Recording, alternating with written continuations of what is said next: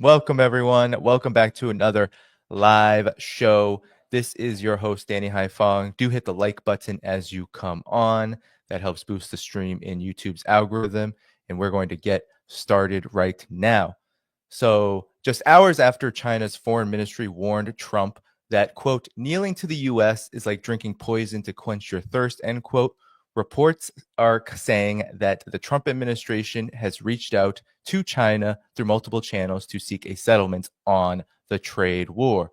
Trump looks like he is once again bending the knee to China. But what's simmering beneath the surface is far more dangerous. The U.S. military is now conducting massive war games in the Pacific, preparing for a potential conflict with China, even as it remains mired in Ukraine and escalates threats against Iran in West Asia. Is Trump's American empire now spiraling into war on multiple fronts and collapsing under its own weight? To discuss all of this and much more, I have two friends of the show. The first is Brian Berletic. He is the host of the New Atlas. Brian, good to be back with you today. Thank you so much for having me back. Yes, and we also have Carl Zha. He is the host of Silk and Steel podcast. Thank you, Carl, for coming back on tonight. Thanks for inviting me, Danny. Yes, of course. Okay, everyone, hit that like button as we get started here. So, yes, I wanted actually to begin with this warning from China's foreign ministry, which has led to reports that Trump is now reaching out to multiple channels to essentially work out this trade war, self-inflicted wound by the United States. I'm going to play part of this for you here. Let us listen to it now. Have you heard of the eye of the storm? It appears calm for a moment, but is actually a deadly trap. The calm before an even fiercer storm. The U.S. has stirred up a global tariff storm and deliberately targeted China, playing a 90-day pause game with other nations, forcing them to limit trade with China. This is just like the deadly trap of the eye of the storm. Bowing to a bully is like drinking poison to quench thirst. It only deepens the crisis. The U.S. once accused Japan of dumping semiconductors and crushed companies like Toshiba. Later, it forced Japan to sign the Plaza Accord, pushing the economy into decades of anemic growth. The U.S. also used long-arm jurisdiction as a weapon, breaking up France's industrial giant Alstom, robbing the country of a national champion. History has proven compromise won't earn you mercy. Kneeling only invites more bullying. China won't kneel down. So I wanted to begin the show there, gentlemen. And then here is just a quick segment of what Donald Trump said in relation to the impact of what this trade war, what the tariffs are going to cause to the United States. Selling us stuff. Much of it we don't need. Somebody said, the shelves are going to be open. Well, maybe the children will have $2 instead of $30, and maybe the $2 will cost a couple of bucks more than they would normally. But we're not talking about something that we have to go out of our way. They have chips that are loaded up with stuff, much of which, not all of it, but much of which we don't need. So, gentlemen, how about we begin with you, Carl, your reaction to what appears to be just more backtracking from Trump, and also at the same time doubling down on China of not backing down from the United States. I mean, Trump is doing what he always do. He's talking out of his ass, and his Trump supporters will eat it.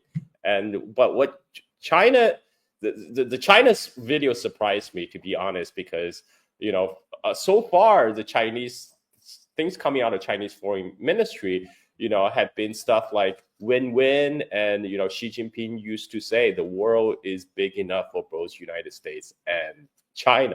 And this video is pretty explicit. I mean, it states out how China sees the situation. China sees this as another U.S. attempt to impose another Plaza Accord, except this time on China, is to hobble China's progress in order to preserve the U.S. hegemony. And China would not back down. And this is something I think a lot of the Trump advisors fail to understand about China. The Chinese, the Communist Party of China, their one big pillar of legitimacy is that they ended the century of humiliation where, the past Chinese government had to bow down to the threats of foreign invasion or the foreign gunship visiting Shanghai. And signing one unequal treaty after another. Chinese people will not stand by that anymore. And one of the things that Mao said that resonate with the Chinese people on the founding of the People's Republic of China on Tiananmen Gate in 1949 is he said the Chinese people have stood up. And during the Korean War, the Chinese commander of the Chinese Volunteer Army, Pen Dehuai, famously said, "The days where European powers can sail with a couple gunboats and impose their will on China is gone forever." That's the reality. That's a reality a lot of the U.S. elite fail to recognize, especially when China as a producer have all the cards. The U.S. Treasury Secretary Scott Bessent used to say, well, they're the producer, we're the consumer. So we have the upper hand because they need our money. They can't do anything without money. But the thing is, China is produce everything. U.S. traditionally just provide them with paper IOUs. Money is fungible. China can create money supply. China can also sell goods to other parts of the world. What the United States is going to do when 80% of antibiotics come from China, when majority of the pharmaceutical ingredients are made in China? What is U.S. going to do? I mean, they talk about bringing manufacturing back to the United States. Let's assume that's true for a moment. It will take 4 to 5 years to open a new mine, to open a new factory. What are you going to do in the meantime, in that 4 to 5 years, when there's no supplies coming, or some of the most vital goods? I mean, Trump said we don't need that. Well, you kind of need antibiotics. You kind of need pharmaceutical ingredients to make your drugs. These are not fungible, and you're not going to find a quick replacement for that outside of China. Yeah, Brian, I want to get you in here because what's your reaction to this warning from China that it's not going to back down, in lieu of the fact that this is part of what you've been talking about, an economic war that's part of a broader war on China? And of course, we have this new news about increasing sanctions on Iran, secondary sanctions on Iran, which is really a target on China's back relating to its big oil relationship with Iran. Your thoughts? Well, regarding the sanctions, the secondary sanctions on Iran, what is the United States going to do? Put 300%, 400%, 500% tariffs on China? They already went off the scale with tariffs, and it did not have the effect that they were looking for. And China completely ignored the United States and its demands. And I agree with Carl. China has usually been very, very quiet and patient with the United States.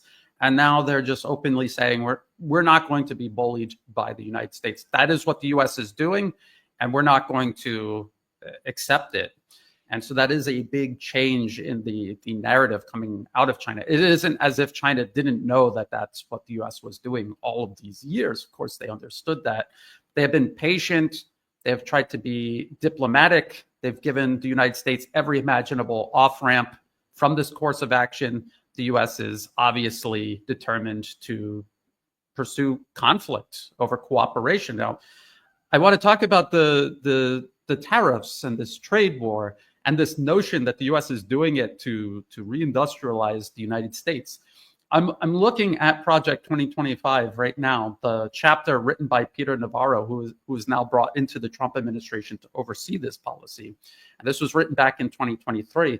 And the first sentence in this chapter on trade and tariffs, the first thought is the United States of America is the world's dominant superpower, and remains the world's arsenal of democracy. And then the rest of all of this is talking about how to maintain American domination over the planet, which as a premise in and of itself is completely irrational. The US makes up 4 to 4.5% of the global population. So why do they presume dominion over the other 96% of the planet? It just doesn't make any sense from an American politician or a Wall Street investor or shareholder. In their mind, they believe, and you see this all throughout the policy papers spanning decades, this concept that the United States is just inherently superior. Doesn't matter how many advantages China might have on paper. America is inherently superior. One American is worth 100,000 Chinese people, and no matter what they do, America can do better. This myth, this falsehood is unraveling, and they're not handling it well. So they've become desperate and they have become dangerous. And this is the fallout. Yeah. Early reports are, Carl, that the U.S. economy has actually shrunk 0.3% in the first quarter, while China's rose 5.4%. Of course, many say that this is before the tariffs, but this isn't a good omen, is it, for the United States? And talk about how this might be causing the United States, even under Donald Trump's so-called peace through strength, to become even more belligerent, it seems like, and even more bellicose as it is navigating this storm it's caused for itself. If you read online commentary, a lot of these Trump supporters are saying, "Oh, China is going to hurt more. China's economy is going to hurt more." Look. Okay, China, on every iPhone, China makes about $60, right? And the iPhone 16 sells for what, like $12,000 in the United States. And if you take away that iPhone import-export, China lose out on $60 per iPhone. That $12,000 is counted towards the U.S. GDP, by the way. You're taking out, who is hurting more? I mean, we all know Apple gets the bulk of the iPhone profit. And the thing is, China has been prepared since the first Trump term, 2018, when Trump started to slap sanctions against China, to de-risk and decouple from the United States. This is why ASEAN countries, the Southeast Asian nations, are now China's top trading partner. ASEAN has replaced the United States as China's top trading partners for a few years now. This is why, rather than picking up the call, Xi Jinping has been traveling throughout Southeast Asia, and he got red carpet rolled out for him in Vietnam, in Malaysia, and even the government of Singapore, which is traditionally very friendly to the United States, have criticized the Trump tariff. The thing is right now, China is ready. China is ready for this, and China is prepared to take some pain. We're talking about, right currently, China's 19% of China's GDP is geared toward export. Out of that 19%, about 15% is export to the United States. So if you do the math, that's about 3% of China's economy that's directly tied to export to the United States. So there's going to be a hit to the Chinese economy, no doubt, but is it existential? Hardly. Most of the Chinese people won't even feel it because they will be engaged in part of the economy that has nothing to do with export to the United States. And the question then becomes, is the U.S. preparing for, cutting off all trade with China? I posted a tweet this morning. I said, do the American gamers realize that over 90% of the game consoles are made in China, and what that means? Trump's still talking like China is only making toys and shoes. What U.S. is going to do when China cut off the rare earth supply? China controls about over 90% of the rare earth production. And people are saying, oh, yeah, rare earth is not rare. We can open a new mine. Yeah, well, that's great. It takes 4 to 5 years to open a new mine. And guess what? The only big mine in the United States currently they depend on Chinese equipments. And what China control is the whole supply chain, the refining of the rare earth, to make rare earth into magnets, and that everything from Chinese equipments to Chinese technology, United States, in order to rebuild, if they want to bring rare earth mining or rare earth refining in United States, they will have to import Chinese equipments. People are the problem is United States has hollowed out its manufacturing for last 40 years. That the elite in US, they no longer know anything about nuts and bolts of manufacturing. They know nothing about the supply chain, and so they assume because everything is financialized in United States, they assume because we control the money supply, we control everything. That's not how it works, and this is why Scott. Well, there's also talks that Scott Bison was actually, trying to use this market manipulation to play so-called 4D chess, where what he really trying to do is intentionally crater the U.S. stock market. So all the money from the U.S. stock market will then flow to the so-called safe haven asset, which is the U.S. dollar and U.S. Treasury bonds. And in doing so, that will push the interest rate lower because we know United States is due to borrow more money to pay off its old debts. The current U.S. national debt is about $37 trillion now. And about $9 trillion of U.S. Treasury is coming to maturity. So the U.S. have to pay, but U.S. don't have the money. So the U.S. government need to borrow more money on the bond market to pay off the old debt. So the genius of Scott Bison's plan supposedly is if they push the bond yield down, by pushing the short interest rate down, when United States government to go borrow more money to pay the old debts, U.S. will have to pay much less on the interest. But this is such a dumbass plan, and it backfires spectacularly because the bond market is broken. There was a panic selling in the bond market after the stock market has fallen, and the interest rate spiked, and then Trump immediately backed off. So, there's a talk.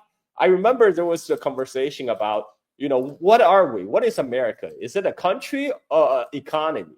Well, it turns out it's neither. It's a short-term interest rate. When the short-term interest rate spiked, Trump backed off. He caved. And the problem is Trump advisors like Scott Bison, who, by the way, works on the Wall Street, works for George Soros. He is exactly the type of people that have been hollowing out U.S. manufacturing for the last 40 years and offshore to other countries. He right now is he is literally running the country like he would run for a hedge fund. He's taking a huge gamble on the life of 336 million Americans, and that will impact many more life abroad. So that's where we are, folks. Yeah, Brian, I want to get you in here to actually react to this. I know you scour mainstream media when we are talking about the march to war with China or anywhere else that the U.S. hegemon is planning. And here's actually a really interesting report that we can listen to that actually kind of blows apart this whole economic war on China. Here is what CBS News' report had to tell us. In the trade war with China, CBS News got a look behind enemy lines. But keep in mind, our Anna Corin was shown what the Chinese communists want her and you to see. It's not every day you're offered a ride in a flying driverless taxi. Seatbelt. But that's exactly what happened in the city of Hefei, central China. I rose more than 130 feet into the air on a flight lasting just a few minutes.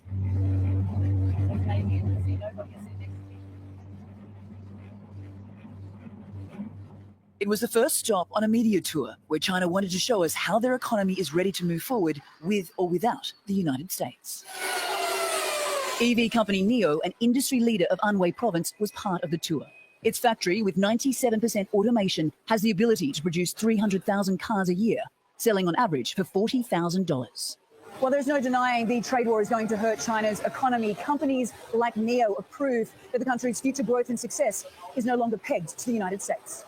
That point was also made at world-leading battery maker Goshen High-Tech, that's currently designing a battery that will last up to 620 miles before needing to be recharged. We have a saying in China that you never put your eggs in one basket.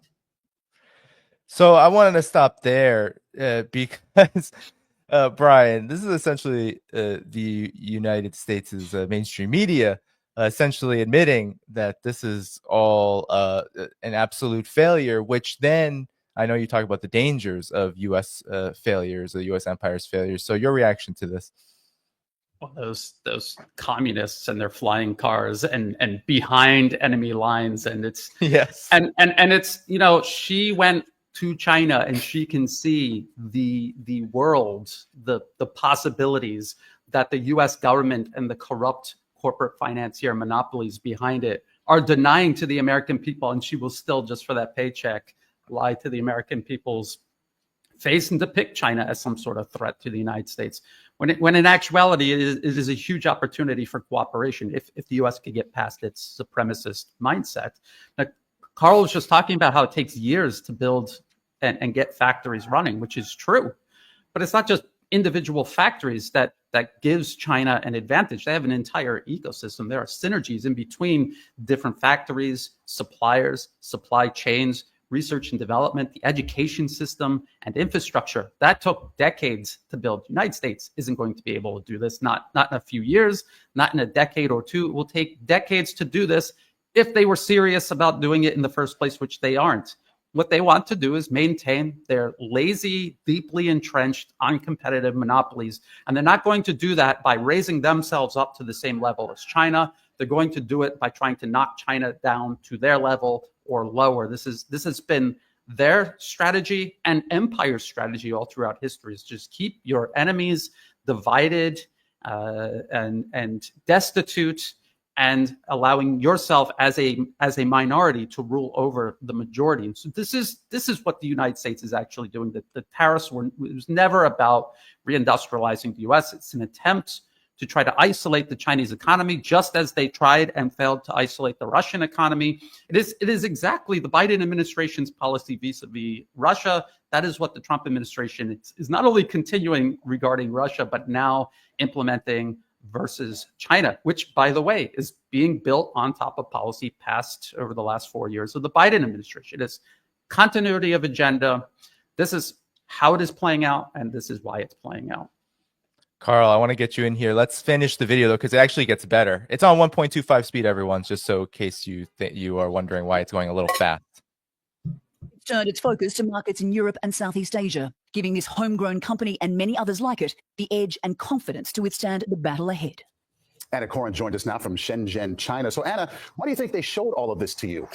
Maurice, this is very much about resolve and resilience. You know, senior officials told us on this trip they know there is a long struggle ahead, but they are prepared. And then all this talk out of the United States last week about de-escalation and President Trump claiming that President Xi called him, China has thrown cold water on that. Officials here saying there has been no phone call, no discussion, no negotiations on tariffs.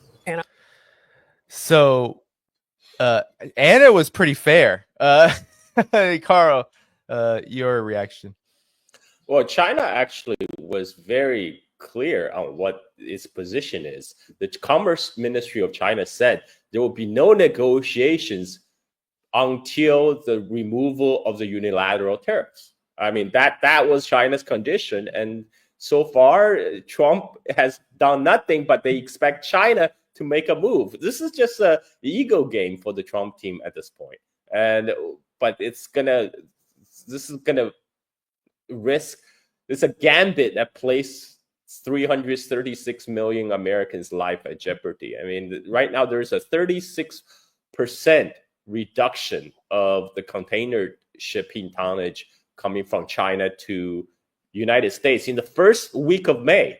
This is only going to get worse, because what happened is the real pain of the supply chain disruption hasn't even hit the American consumers yet.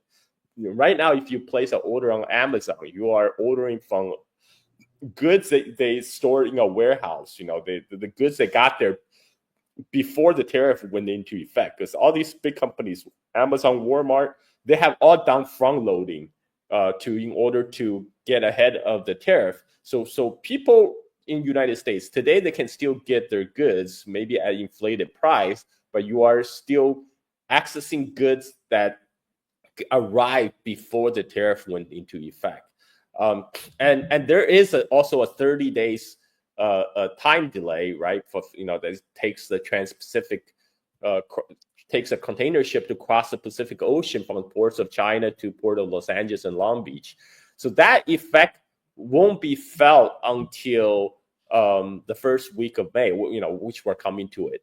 And then on the East Coast, because it takes a little bit longer, they won't feel the effect until maybe the second or third week of May. And so the U.S. consumer hasn't felt the pain yet, but they will assume if the tariff war continues, which I expect it will. And the tariff, even if Trump says, okay, well, let's call this thing off, it's a bad idea. There's the disruption to the supply chain is already here. If people can go to the shipping tracking software to check all the ships that's currently docked outside of Port of LA and Port of Long Beach, one of the busiest port in the United States. And traditionally, there will be a lot of empty containers going out from US to China to pick up goods and come back. And now none of these ships with empty containers are going out to China anymore. They're just hanging around Port of Los Angeles and Port of Long Beach. So even if the orders were to resume and the Chinese supplier says, okay, well, let bygone be bygone, we will continue to fulfill your order, we'll continue to produce, the disruption already happened, because it's going to take another 30 days for the ship to cross the Pacific. And we're going to look at a very bad summer, May, June, and this is going to rival something we haven't seen since the pandemic, the disruption to the supply chain during the pandemic. And this is all self-inflicted, of course. And, it's already I think it's already too late to kind of reverse the decline in the economic activity in the United States. You mentioned there's a contraction. That's only going to get worse when the numbers come in when we progress deeper into the summer. Yeah. Well, gentlemen, let's move on to the military front, because even though the Trump administration has been very busy pushing this economic war down the throats of the entire world, but in particular targeting China, the United States, that's not really being talked about right now, is engaged in massive military exercises in and around the Philippines and the Asia Pacific. Here is a report from Newsweek. Map shows reach of U.S. missiles on China's doorstep. The U.S. military has deployed high-precision anti-ship missile launcher to a far north Philippine province near Taiwan as part of the two allies' largest annual series of military drills, the Balikatan exercises. And China's foreign ministry has lodged serious representations with Manila's ambassador to the country. And I'm just going to show the map here. Sorry, it zoomed in for some reason. Let's zoom out. And there you see where everything is located, where these missiles are stationed. And of course, there's Taiwan and then the mainland above that. Brian, talk about these exercises. Talk about the significance of this, given that this is kind of being done under our noses as the United States is also mired in continuing conflict in Ukraine and escalating conflict with Iran. Well, I have been covering this for years and years, and the United States has had this singular obsession with building up its military in the Asia Pacific region, specifically not to protect freedom of navigation and maritime shipping through the South China Sea, but specifically to threaten it and, if given the opportunity, interdict it. And I've talked many times in the past how U.S. government and arms industry funded think tanks like CSIS admit that the vast majority of shipping going through the South China Sea is either coming from China or going to China. How all of the nations in the region, despite these maritime disputes that they all have with one another, almost all of them count China as their largest export market and source of imports. The Philippines, for example, is being transformed into a Southeast Asian Ukraine. The U.S. has politically captured the government. It has exercised influence over its military for decades. People might not know this, but it was literally a U.S. colony, and it only gained its independence after World War II, but only provisionally. It's always been subjected to U.S. influence, and it's being transformed into a battering ram to use against China, despite China being the largest export partner for the Philippines and the largest source of imports. Before this most recent political administration came to power, Marcos Jr., backed by the US, China was actually building badly needed modern infrastructure across the Philippines rail projects that would have charged the economy.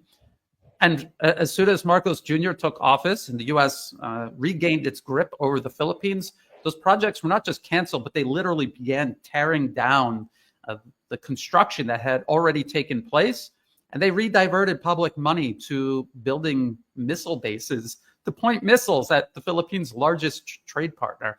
And we're not talking about the U.S. came in and offered the Philippines a better deal. The U.S. is offering the Philippines nothing except the prospect of becoming the next Ukraine, being destroyed almost brick by brick in a proxy war with China. And so what we're looking at is the U.S. setting up a potential conflict in Asia Pacific that would allow them to justify even more drastic measures against China, like a global maritime blockade, forcing nations to cut its ties with China. We kind of already see this taking shape with the threat of secondary sanctions. So it's all connected, and it is looking very bleak.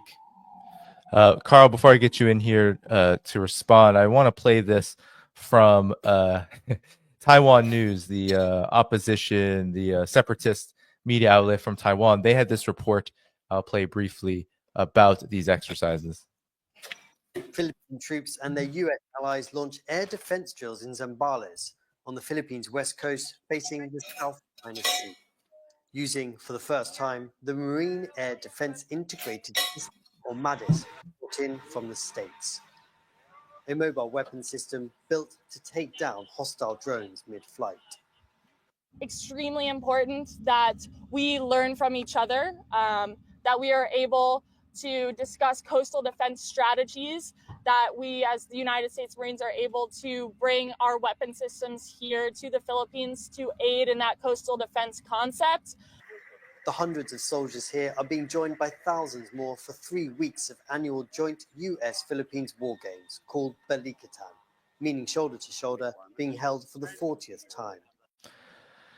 Carl, what exactly is the purpose of what this leader in the Marines said was a defense coastal strategy? What are they defending from exactly? What is this all about? Well, of course, just not really talking about, the PLA soldiers storming the beach of the Philippines. That's never in the cards. But she gave away the game. She said the purpose to bring the U.S. military equipment to the Philippines. That's a real game. This is how U.S. were able to bring Typhoon missiles last year. During their another joint drill with the Philippine military last year. That was the occasion that brought U.S. Typhoon missiles to station in the Philippines. At that time, U.S. says, "Oh, it was just for the military exercise. We'll take them away after the exercise is over." Well, guess what? Those missiles are still in the Philippines, and the Filipino government now are saying, "Oh, we're thinking about purchasing them from the United States." Right? So those missiles are to stay, and we all know from what's happening in the Ukraine war, all those U.S. missiles operating in the Ukraine war, they're not being operated by Ukrainian personnel. They're guided by satellite intelligence offered by U.S. intelligence, and they're operated by U.S. military personnel on the ground. So you have these Typhoon missiles stationed in the Philippines, targeting much of southern China, being operated by U.S. military personnel, and the Philippine government gets a privilege of paying for it. And that's how the U.S. have been playing the game all throughout the world. This is also the same with the AUKUS deal. For AUKUS deal, Australian gets to pay shit tons of money for a U.S. submarine that won't be delivered until like 2040s. In the meantime, Australia had to build a nuclear submarine capable port, which would allow U.S. Submarines to dock. And, of course, all the costs being borne by Australian taxpayers. So this is the U.S. plan all along to make their allies, aka vassals, to pay for the U.S. military presence all throughout the world. And U.S. already gained access to the 9 Filipino bases. But regarding to U.S. militarizing Philippines, making Philippines a linchpin to contain China and to make South China Sea a flashpoint. I made a tweet about this a couple of weeks ago that triggered a lot of people. I said, U.S. has neither the balls nor the means to fight China at this moment. I mean, and U.S. military actually knows this. They have published the fact that China has more than 200 times the shipbuilding capability of United States, because U.S. only have 3 shipyards right now that's producing for the U.S. Navy, and again, this goes to show that. By the way, this also goes to show the whole Trump administration claim about bringing jobs back to the United States is bogus, because right now, what Pentagon what they intend to do is they intend to contract out building of U.S. warship to South Korea. This was widely published, this whole plan, because they said, okay, we realize U.S. warships can be built much cheaper in South Korea. And this is an administration that tells you that they want to bring jobs to the United States when the military-industrial complex has all but already giving up on even manufacturing weapon system at home. By the way, there's a U.S. law that forbids building of warships in foreign countries. And they're talking about changing the law that will allow U.S. to have its warship being built and repaired in South Korea and Japan. This is not bringing jobs back to the United States, folks. And talk about bringing jobs back to the United States. You see what happened with Apple. Apple has announced they're going to ship enough production of iPhone to India, so they will have this will supply the U.S. market with made in India iPhones. So what that means is the Americans will get the special made in India iPhones, while the rest of the world will get made in China iPhones. And all the Trump supporters are taking this as a big win. How is this bringing jobs back to the United States? They're just shifting the production from China to India, and also that process is even not going smoothly, because India has a lot of problem onboarding.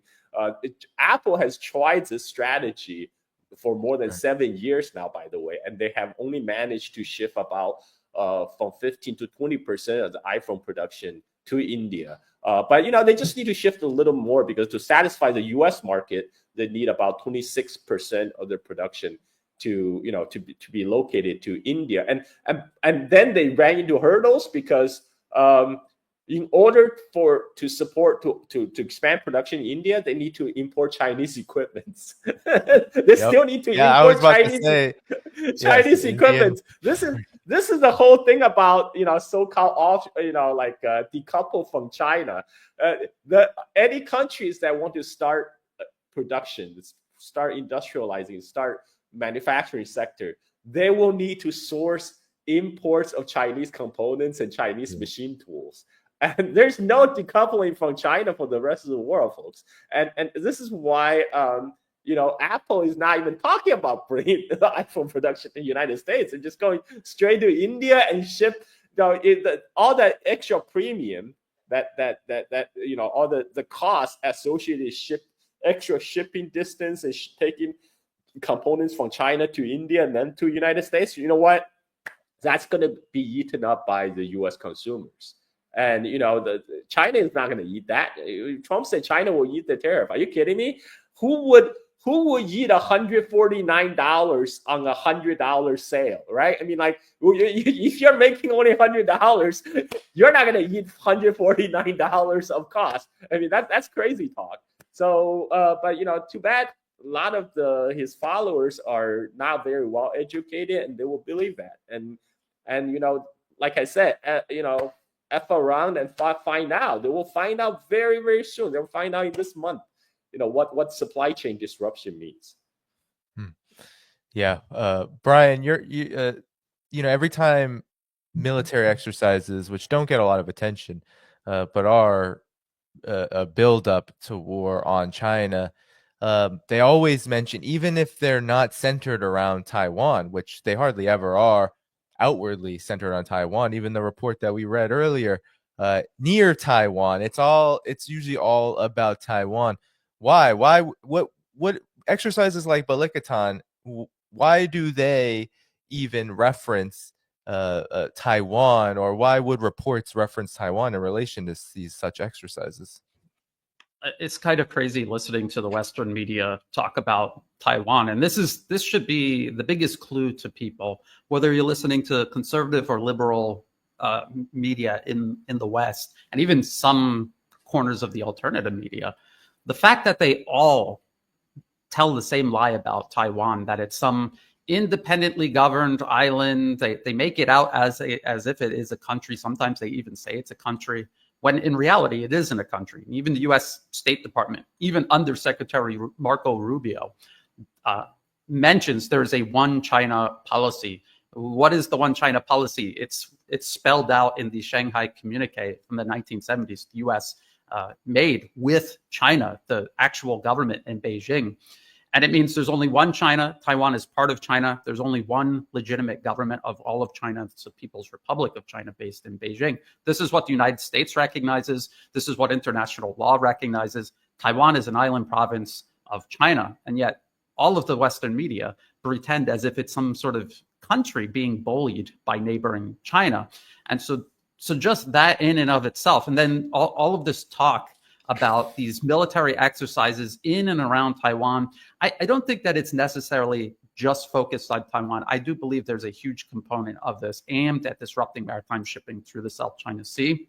But Taiwan is one of these issues. The U.S. has managed to hold on to Taiwan despite it being part of China, backing a separatist administration there on Taiwan, arming it, actually stationing U.S. troops there, a huge provocation.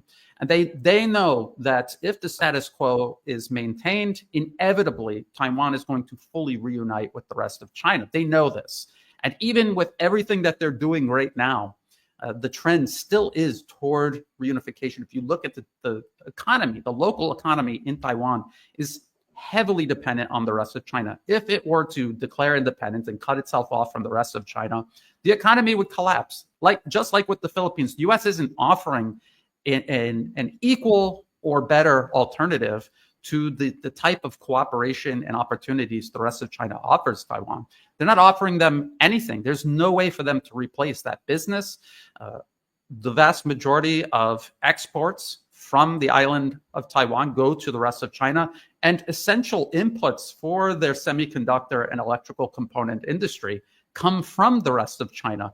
They cannot replace this anywhere else. So the economy would simply collapse. If you go through U.S. policy papers spanning many years now, as a common thread through all of them, and we've even heard U.S. politicians say this, if there is some kind of conflict over Taiwan, or if reunification seems inevitable, if China doesn't blow up the semiconductor facilities, we will blow up the semiconductor facilities. We want to make sure that when reunification happens, the only thing that China gets is an island that has been scoured of industry infrastructure.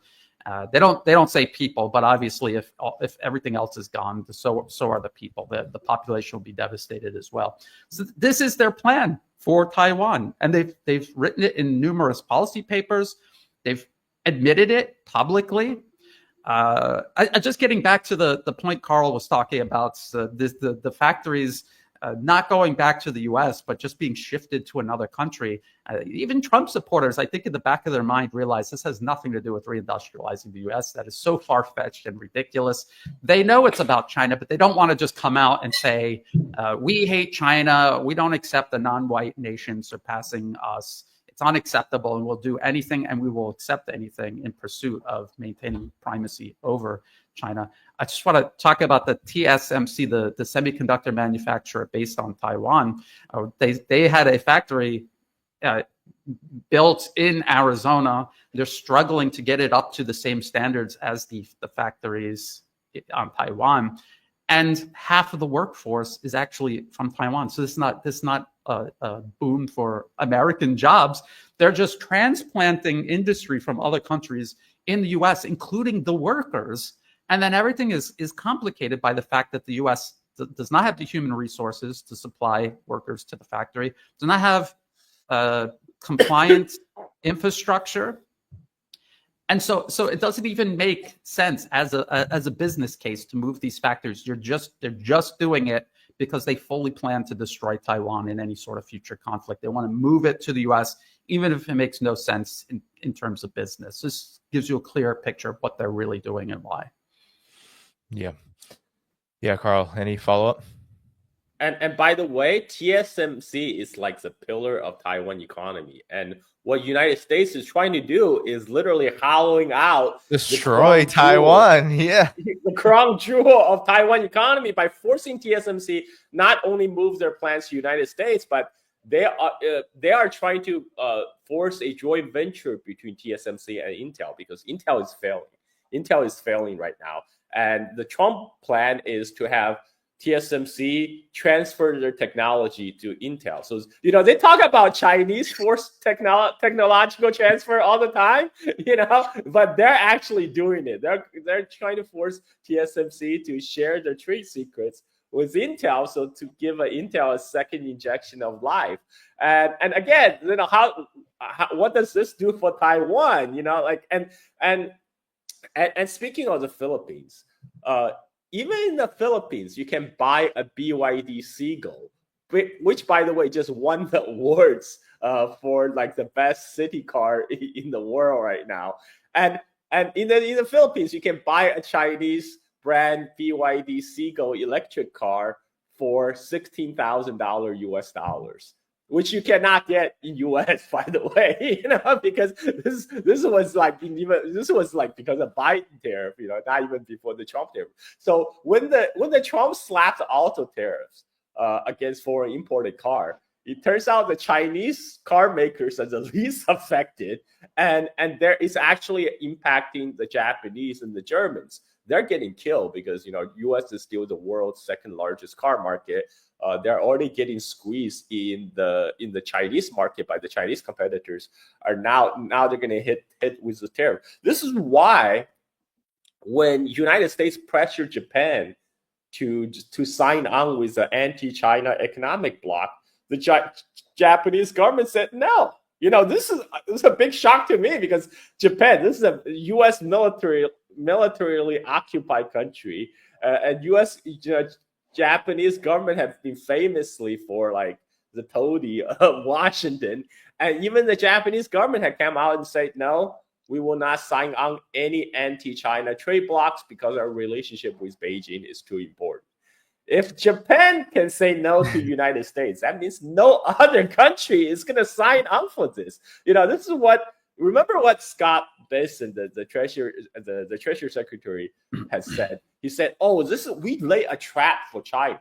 We said countries, we tell people clearly the countries that do not retaliate against the U.S. tariff will be rewarded. And this is why now they're all getting 90 days extension to negotiate the deal with us, while China will be punished. And now we're going to make all these countries to form we're going to force them away from Chinese supply chain. Well, that ain't happening, man. Like, even as shown by the case of Apple, Apple is shifting production to India. Even if you want to happen, you still need Chinese machine tools.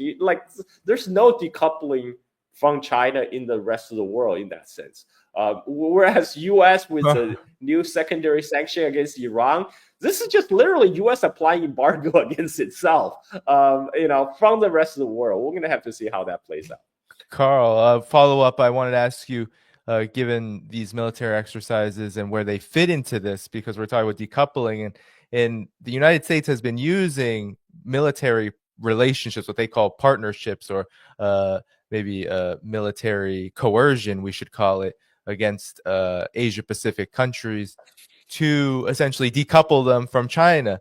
But I want to ask you, is China ready for the kind of war that the United States is preparing for, given that there are some who still believe that actually China is not prepared for this? But what do you make of the ways in which, because there is a lot of panic about how China responded to violations of the One China policy over the last couple of years, staging what are becoming now regular military naval exercises around Taiwan? Well, I mean, first of all, U.S. is already at war with China. U.S. have been waging an economic war on China since the first Trump administration, since 2018. And China, in 2018, when that first sanction hit, that was a big wake-up call for Chinese government, Chinese businesses.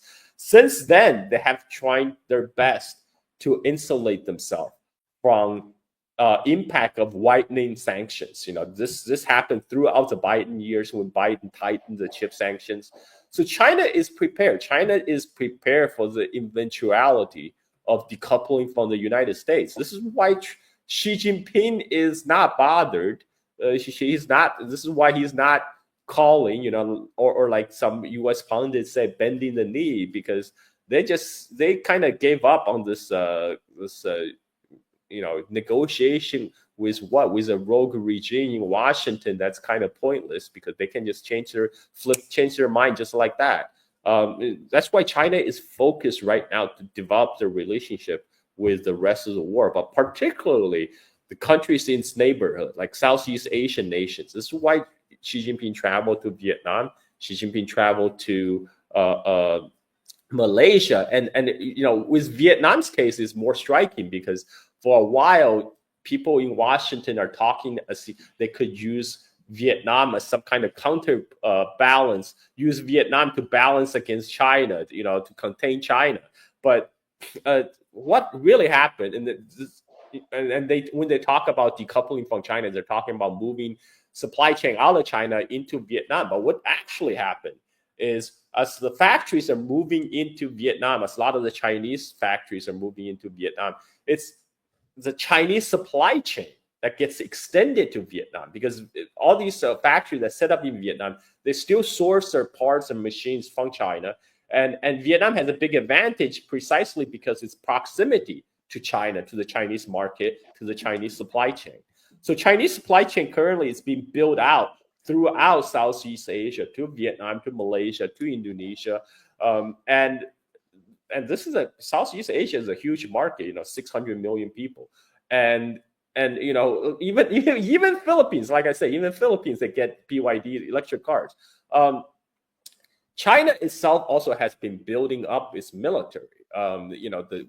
This is what the U.S. supremacists really worry about, because they understand when China's economic power grows, so does its military power. When China start expanding out its shipping building capability, that means it can also build more Navy warships. Currently, China builds out 7 warships for every three warship that U.S. builds, and this is on a good year for the U.S. Navy. Normally, it's more to like 7 to 1, and China has, China is already the world's largest Navy by number, but not by tonnage, not yet, because U.S. still have big capital ships like the big aircraft carriers. But China is very quickly ramping up, and with the size of Chinese economy, which I don't believe the nominal dollar term is a apt description of the Chinese economic size, because I do not believe Chinese economy at this time is smaller than U.S. economy, right? Even if it is in the nominal dollar term, And I actually think even the PPP calculation with the power purchase parity calculation, that China's economy is 1.5 times the size of the United States. I even think that is too conservative, because if you look at the Chinese electric generation, their power generation is twice that of the United States. If you look at the Chinese car market, there's 30 million cars being sold in China. That's twice the number of cars that's sold in the United States. By every other matrix, Chinese economy, it's at least twice the size of U.S. economy. And that means that China has the resources, even though they spend a much smaller percentage of their GDP on military, they can still outproduce and outbuild U.S. U.S. Navy, and this is something that U.S. Navy also recognizes. This is why they're trying to loop in as many countries as possible, because they recognize U.S. alone cannot confront China. This is why they're trying to loop in the Philippines, trying to loop in South Korea, and loop in Japan. But I don't think even Korea and Japan are really eager to fight China, because the fight is going to happen in their neighborhood. Their economy is going to be devastated. Any disruption to the Southeast Asian trade network is going to negatively impact all the countries in the neighborhood. None of the countries want to see that. Philippines just happened to be a special case, because Philippines is ruled by a very corrupt oligarchic families, and they have deep tie with the United States. And Bongbong Marcos' dad, Ferdinand Marcos, stashed all his ill-gotten gains, all the corrupt money in the U.S. that was being frozen by U.S. government. So if Bongbong Marcos want to see any of that $30 billion that his dad stashed away, he will have to do U.S. bidding. So that's what it really is about. But that Philippines is an outlier. The rest of the country in Asia, none of them want to have to choose between China and United States. They want to do business with both. Right now, it's the U.S. that's forcing them to say either my way or the highway. You are either with us or against us. And that actually pushed these countries even further toward China's embrace, as we have seen in the past couple of weeks. Yeah. Brian, I wanted to begin actually to pivot a bit to the broader situation, because as we have these military exercises going on in the Asia Pacific, and the United States seemingly is almost always conducting military exercises in the Asia Pacific nowadays. But I wanted to just pull up the many fronts that the United States is attempting to either threaten or wage actual war against this rising multipolar world. So let's start with Iran. So here's the announcement of this secondary sanctions on any country that trades and buys oil from Iran. All purchase of Iranian oil or petrochemical products must stop now. Any country or person who buys any amount of oil or petrochemicals from Iran will be subject to immediately secondary sanctions. They won't be allowed to do business in the United States of America. But that's not all. We had who many people are calling drunken Pete Hegseth. He announced this on April 30th. He said, "Message to Iran, we see your lethal support," in all caps, to the Houthis. We know exactly what you're doing. You know very well what the U.S. military is capable of, and you were warned. You will pay the consequence at the time and place of our choosing. Now, not unsurprisingly, the negotiations between the United States and Iran have been postponed. And then lastly, we had this vaunted minerals deal, which is really not about minerals at all.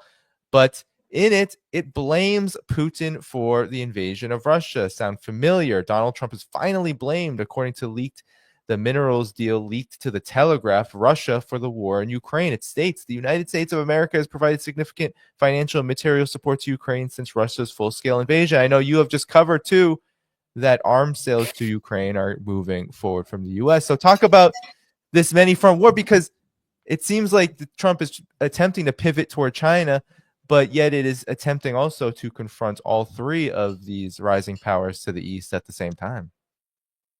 The U.S. is at war with the multipolar world, and if you want to simplify it even further, it's at war against peace and prosperity. It wants to dominate the planet. It does this through warfare and monopolies. And like I said before, keeping everybody else destitute. And so none of this surprises me. Who is surprised that President Donald Trump is going to just continue the U.S. war on Russia via Ukraine? Who's surprised? I told people that this was what was going to happen.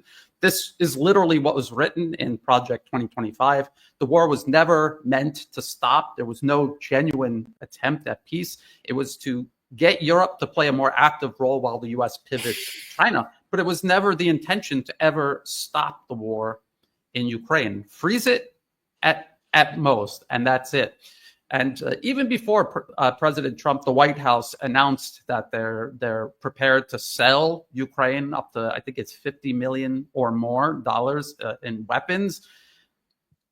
Just think about that, though. What money is Ukraine paying for these weapons with? The money that the U.S. and Europe are keeping the economy afloat with. So in essence, you're just still giving weapons to Ukraine, just like the Biden administration was doing. You're just changing the wording, superficially making it appear as if this is transactional, when in reality it is just continuity of agenda. You have to keep Russia pinned down in Ukraine, overextended in Ukraine, so that it is unable to help with Iran or with China, two of Russia's close allies. And now with Iran, again, there's no surprise here. Did anyone actually think the U.S. was interested in peace with Iran? Why would anyone think that, especially under the Trump administration? I mean, even with the theater of a two-party system, President Trump is the least believable candidate for any attempt at peace with Iran. And again, in the policy papers, pursuing diplomacy with Iran is meant to make it appear as if the U.S. is being the reasonable one, and that it is Iran intent on conflict, intent on getting nuclear weapons for all of the wrong reasons, leaving the U.S. with no choice but to resort to military might or more drastic measures against Iran. And this is in these policy papers. I always go back to the 2009 Which Path to Persia paper from the Brookings Institution. There's a whole chapter titled "Leave It to Bibi," allowing or encouraging an Israeli strike on Iran. So the U.S. wants to absolve itself from responsibility, have Israel carry out this strike, take all of the fallout for that, and the U.S. benefit from it. Exactly like how they're using Ukraine against Russia, or how they are trying to use the Philippines or the island province of Taiwan against China. And the funniest thing about U.S. Secretary of Defense Pete Hegseth's whining and complaining about Iran, he's only saying this because of America's inability to subdue Ansar Allah in Yemen. We just watched a U.S. warplane slide off a U.S. aircraft carrier while it was taking evasive maneuvers from incoming Ansar Allah missiles, anti-shipping missiles. So that is the first actual admission. We've heard many claims by Ansar Allah itself that they've been targeting U.S. aircraft carriers. This is the first time the U.S. media has not only admitted it, but has admitted material loss because of Ansar Allah anti-shipping missiles. The other problem that the U.S. has is that they're unable to establish air superiority over Yemen. And we're not talking about Iran. We're talking about Yemen, which has been under siege by the U.S. and its proxies since around 2011. And the reason why is because Ansar Allah has capable air defense systems, not just man-portable systems, but air defense systems that are capable of reaching both U.S. drones and warplanes at their maximum service ceiling. So that means they have these MQ-9 drones flying over, picking targets, guiding munitions to their targets, but Ansar Allah is capable of taking them down. And this forces the F-35s, F-22s, whatever the U.S. is using, this forces them to carry out standoff strikes, meaning they launch missiles well out of range of air defense systems in Yemen. But that means they're using standoff, long-range, precision-guided weapons that are in short supply, and it has limited effectiveness versus just flying over the country and just dropping bombs at will. So if this is the problem the U.S. has run into just in Yemen, what does this say about some sort of conflict, future conflict with Iran or even China for that matter? Yeah. And that's what I wanted to ask you, Carl. Will this work? Because a lot of people thought that Donald Trump was going to piece through strength his way into settling some kind of deal with these rising multipolar powers. The United States would act as a normal country. But as we see here, as what Brian just explained, it's actually going full throttle toward escalating against all three of them. And yet Yemen, I mean, they're shooting down F-18s. They said that they've separately shot down an F-18. They've shot down dozens upon dozens of MQ-9 Reapers. How is this going to go for the United States as it moves forward?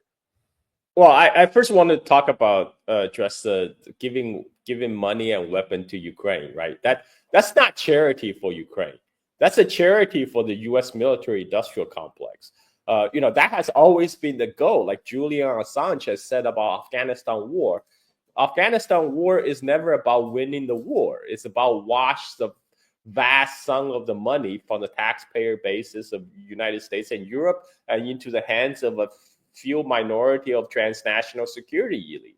And that's exactly what these proxy wars are designed to do. And this is why they pivot from one war to another, from Iraq, from Afghanistan to Iraq, and now to Ukraine, and now to Yemen. And this is to benefit their buddies in the defense industry, the arms lobby, and and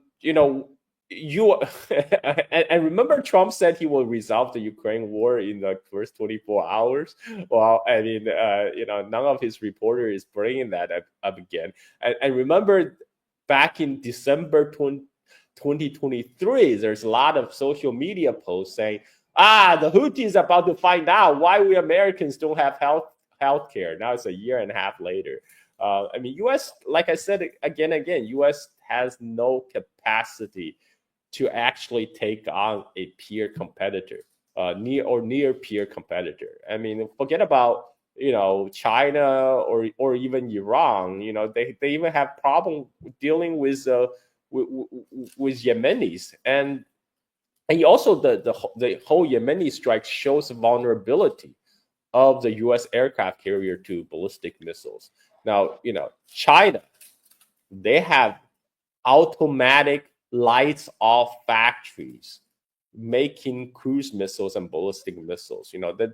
They're unmanned factories, basically full robotic assembly line making missiles 24/7. You think if you had trouble with Yemen, you think you can go up against that kind of industrial power? It's ridiculous. This is why I said what I said on Twitter. I say U.S. lacks U.S. has no balls and no means to really fight a war against China.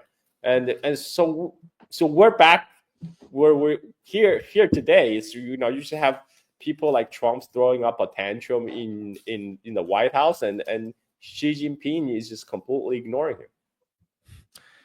Brian, elaborate more on what Carl was talking about, not having the means here, because you do a lot of work on the U.S.'s actual military capabilities.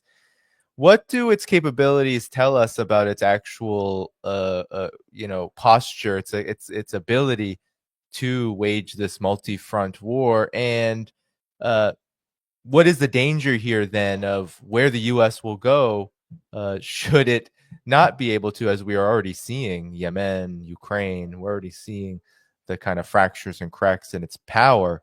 Talk about its actual capacity and what it means for the direction that the U.S. as a hegemon goes in. Well, I agree with Carl. The United States has no ability at all whatsoever to confront, fight, and defeat China head on. They understand themselves that is impossible. It's not possible now, and it's unlikely it'll ever be possible anytime in the future. And what they're worried about is in the beginning, when the United States reigned supreme over the globe, there was this huge disparity between the U.S., its capabilities, and the rest of the world. And even then, they had problems in places like the Korean Peninsula or in Vietnam or in Afghanistan. I saw someone in the comment section saying the U.S. hasn't played its real hand in Yemen yet. Well, they haven't played their real hand in many conflicts, I guess, for decades now. When will they play their real hand? I don't know. The problem is that disparity has not just narrowed, but now it is increasing again, but in favor of nations like China. The technological playing field is being leveled, and in some ways, nations like Russia, China, even in some instances, Iran, are developing capabilities the U.S. doesn't have. It's not that they couldn't develop it, but the system that the U.S. has in place is incapable of doing it. Now, the problem is the United States realizes this, and they have adopted an asymmetrical strategy to deal with China, also with Russia, also with Iran. And we saw this strategy play out successfully in Syria, for example. That was a proxy war. The U.S. was waging war against Syria by proxy. They initially failed. They managed to freeze the conflict. They continued hollowing out the Syrian government, economy, and military until last December. It finally all collapsed. And that was despite Russia and Iran offering assistance to Syria. There just wasn't anything left to prop up after a while. And this is what the U.S. is now attempting to replicate in Ukraine.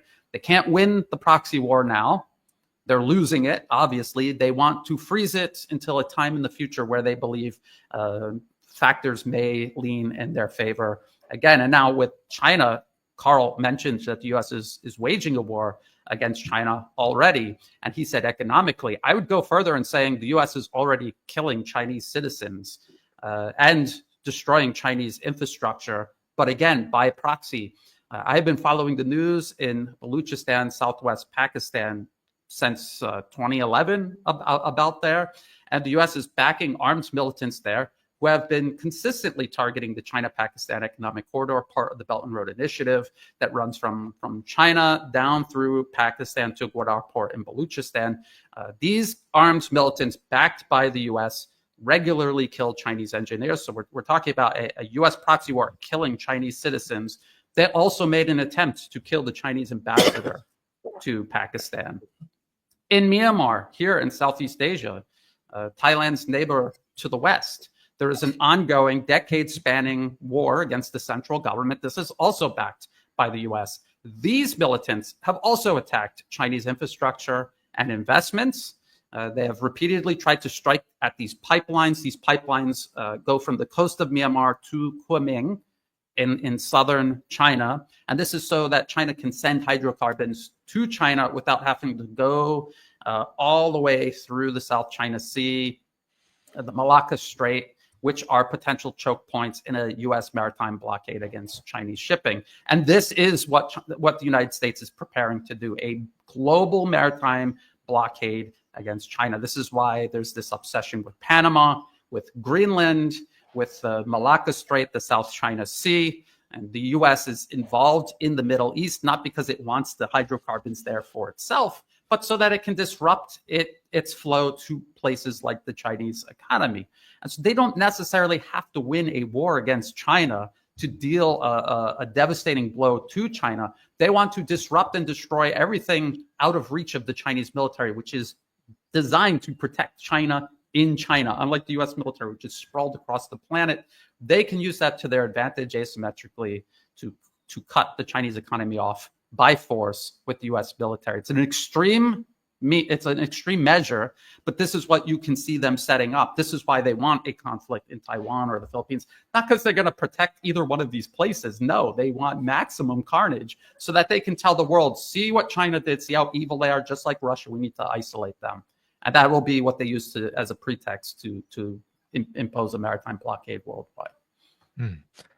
Yeah, and Carl, I guess given what Brian said, will it work? All of these maneuvers and means, this asymmetric warfare, the sanctions, and it's happening at such a wide level now. The United States is casting a huge net, attempting to stifle these powers. Will it work? Well, no, I think Brian is absolutely right. I mean, U.S. do have advantage in these fomenting color revolutions, regime change. That's why U.S. prefer to create failed states. This is where they can stir up trouble. But it's less effective in a highly functioning state, against a highly functioning state directly. For example, CIA just came out with a Mandarin recruiting video, targeting Chinese officials. and I just watched it. Someone used the AI to translate, but it's English subtitles, so I posted for my Anglophone audience. He actually present this guy who live a pretty comfortable life. He has a nice car, nice apartment, he has a family, but yet he's talking about, oh, I work so hard, but you only accrues to the wealth of a few. This cannot go on. I need to find more purpose in life. And then in the end, you have him to texting, signing up the CIA website to be an informant. So I'm looking at this video. I'm like, okay, it shows this Chinese guy living a pretty decent life with a nice car, nice family, nice apartment. And the problem he's describes the United States to a T. It's about like the 1% taking up everything from the 99%. What are they trying to do here? So I think while U.S. have very great success in some cases of fomenting unrest around the world, but right now U.S. is facing the greatest instability in its at home, because, like I said, a lot of the U.S. empire problem is actually self-inflicted. You have now Trump is basically embargoing the United States through his tariff policies, and he has effectively turned the rest of the world, shift the world's opinions against the U.S. There's actually a recent global, I think it was Gallup poll, that show the perception of China actually are slightly turning positive in the U.S., but it's also a changing, around the world, because this is, by the way, this is Trump's doing in the matter of a few weeks. After he slapped a slapped tariff against the rest of the world, and then he said he's really want to isolate China and need people's help, and even Japan said no. Right now, China looks like a stable country, a country for stability on the world stage, whereas U.S. is this rogue regime that's creating instability. It's obvious for everyone right now. So U.S. is actually making it harder for itself to continue to be the force of mischief around the world, because the U.S. capacity will be severely constrained in the coming years, especially after we have go through the consequences of Trump's actions, with now China sanctioning U.S. on the rare earth exports. U.S. military industrial complex needs those rare earth to get into the components of their weapon parts. What are they gonna do? What are they gonna do in the next 4 to 5 years? I do not believe for a moment they will be able to find. I mean, eventually, if eventually maybe they can build the supply chain in 10 years. I believe that, but what are they going to do in the next 4 to 5 years? They're sabotaging. They're shooting. Don't interrupt your enemy when they're shooting themselves in the foot. I think this is why Xi Jinping is not calling. Yeah, Brian. Any final thoughts on this? Because a big theme here too with these sanctions are this continued notion that if you can isolate China, if you can isolate Russia, if you can isolate Iran, then that somehow is going to lead to the collapse that will prevent the need to use this depleted military in a big way. That doesn't seem to be working out very well, though. So maybe you can close this segment on this. Talk about your thoughts about that. Well, I just wanted to mention, I forgot to mention the situation in Xinjiang inside China's borders. That was also the United States. The U.S. was killing hundreds, maybe thousands of Chinese citizens, both Uyghur minorities and everyone else in China, by backing this separatist movement. And that was terrorism that spread across the rest of China, outside of Xinjiang, and even across the rest of Asia. There was a terrorist attack here in Bangkok, Thailand, where I'm based, a place I used to walk by very often, actually killed 20 plus people. And then a lot of those terrorists were transplanted into Syria, where they helped overthrow the Syrian government there. So this is what I'm talking about, the threat the U.S. poses. And then Carl was talking about the military-industrial base and creating their own supply chains to make up for inputs that China is no longer allowing to be exported to the U.S. I just want to point out, all throughout the conflict with Russia in Ukraine, the U.S. has been waging. They have had to expand their military-industrial production, and they have completely failed. And this is 3 going on to 4 years, and they have utterly failed to expand military production to win their own proxy war against Russia in Ukraine. And if it's that desperate and they're still failing to do it, what makes anyone think that they're going to somehow overcome this in any other area, especially when the threat isn't as immediately urgent as it is in an ongoing proxy war? So there's all of this for people to think about. At the end of the day, I would warn people against underestimating America's capacity to create death and destruction, to destabilize.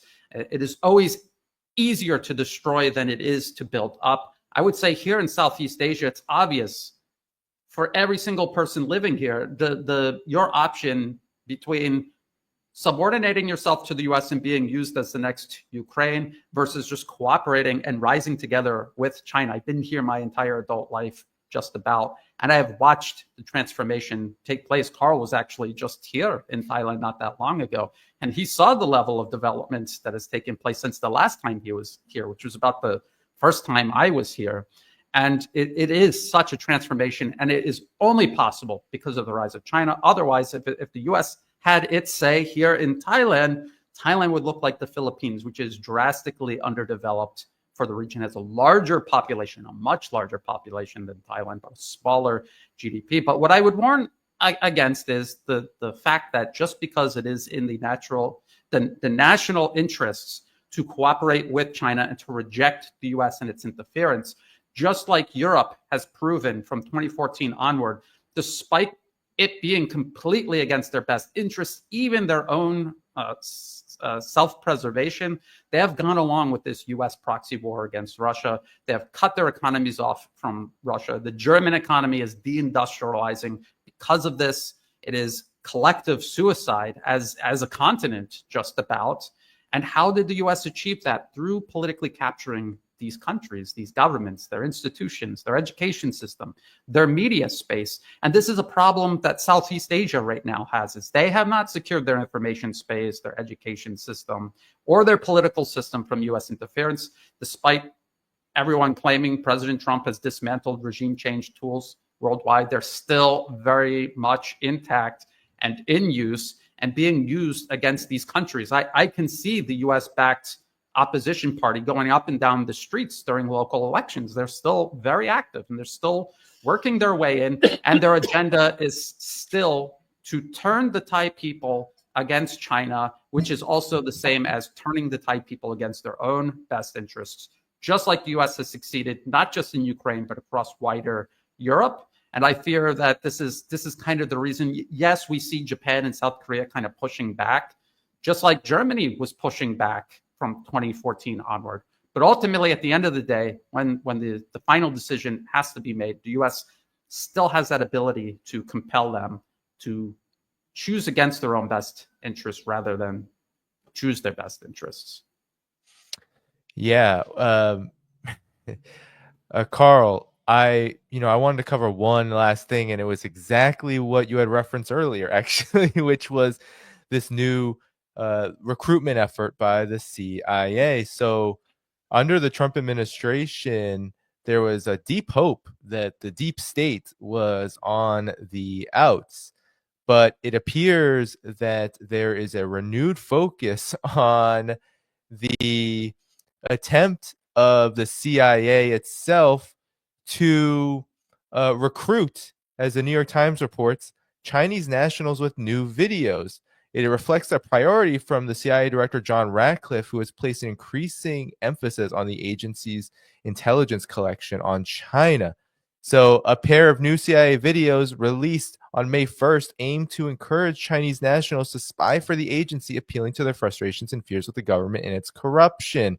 They're modeled on a series of videos the agency made in recent year asking Russians to spy for the United States, appeals CIA leaders said helped develop new sources. Now, I want to actually pull up and play a segment of this just so people can get a feel. So as you have talked about, Carl, this video is all about a frustrated a Chinese official who is looking for a path out of quote unquote hardship and toil. Here is the video. It's in Mandarin and there are subtitles. So I'll play it on silent, just read those subtitles. I had to forge my own path. And there you can see him to do or not to do. The answer is obvious. We can no longer stand still. I refused to lie down and took the first step, always the hardest. It's time to build my own dream. There you see the CIA. It's the dream.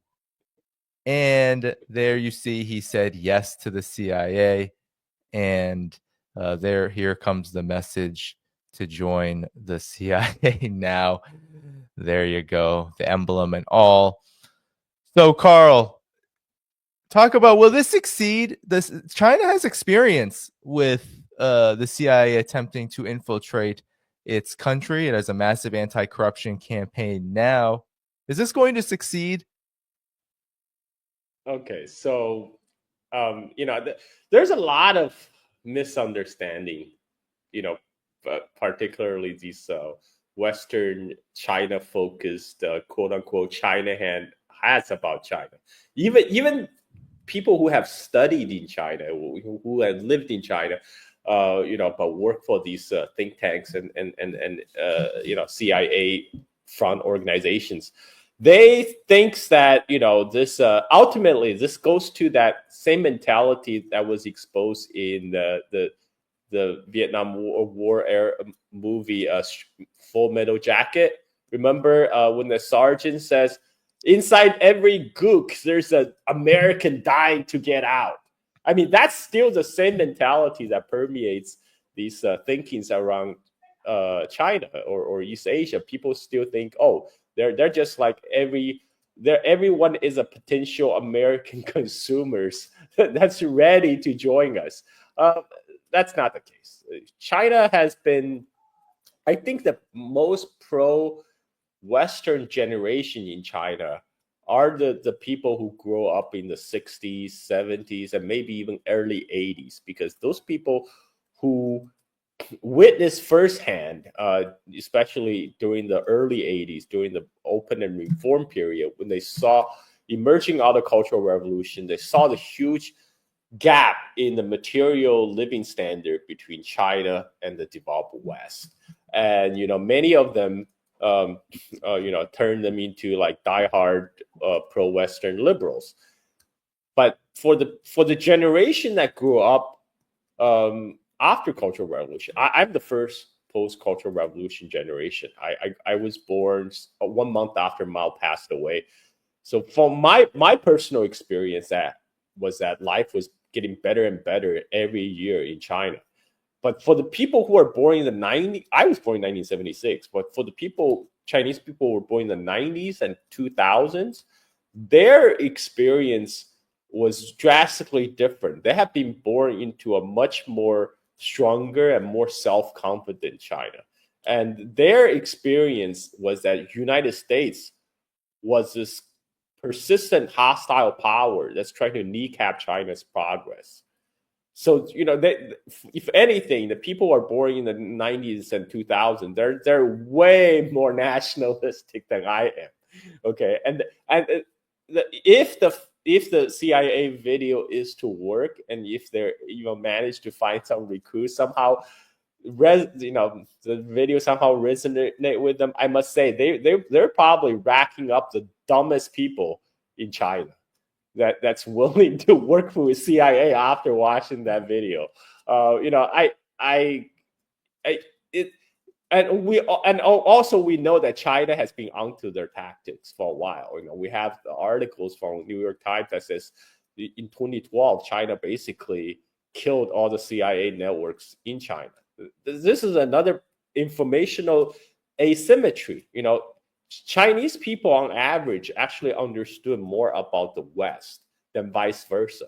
You know, there's a lot more Chinese people can read and speak English and travel abroad than Americans who have been to China, have a passable Chinese language skills, you know, can read and write. So you know, this is why they're, you know, like in the art of war, Sun Tzu said, know yourself and know your enemies. That will make sure you emerge victorious out of 100 battles. But the problem with the U.S. is that it barely knows itself. It barely knows its own strengths and weaknesses. And so, yeah, I'm not worried. I don't think Chinese government is worried about this kind of amateurish videos.